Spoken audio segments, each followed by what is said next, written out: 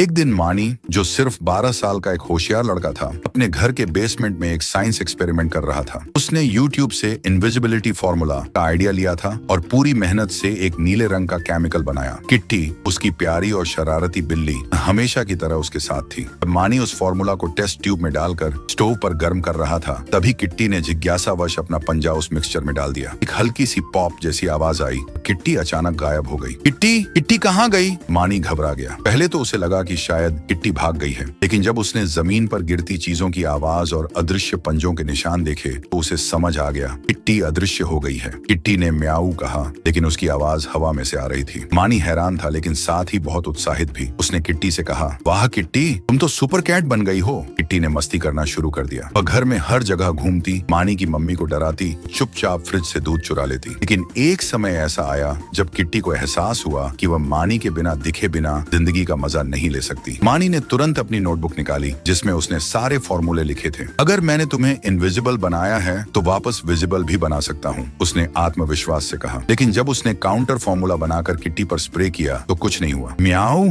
Kitty उदास हो गई। मानी ने हार नहीं मानी। उसने किट्टी के पंजे से सैंपल लिया, माइक्रोस्कोप से देखा। फॉर्मूले में नींबू का रस मिसिंग था, जो उसने पहले नहीं डाला था। इस बार मानी ने नींबू का रस डाला और स्प्रे फिर से तैयार किया। जैसे ही उसने किट्टी पर स्प्रे किया, एक हल्की सी चमक हुई और किट्टी वापस नजर आने लगी। मानी ने किट्टी को गोद में उठाया। तुम वापस आ गई मेरी छोटी साइंटिस्ट कैट। उस दिन के बाद मानी ने फैसला किया, अब किट्टी को एक्सपेरिमेंट से दूर रखना होगा या फिर उसके लिए एक छोटा सा सेफ्टी सूट बनाना पड़ेगा। The end. मानी हंसा और बोला, किट्टी तो विजिबल हो गई, पर किसी ने लाइक और सब्सक्राइब नहीं किया।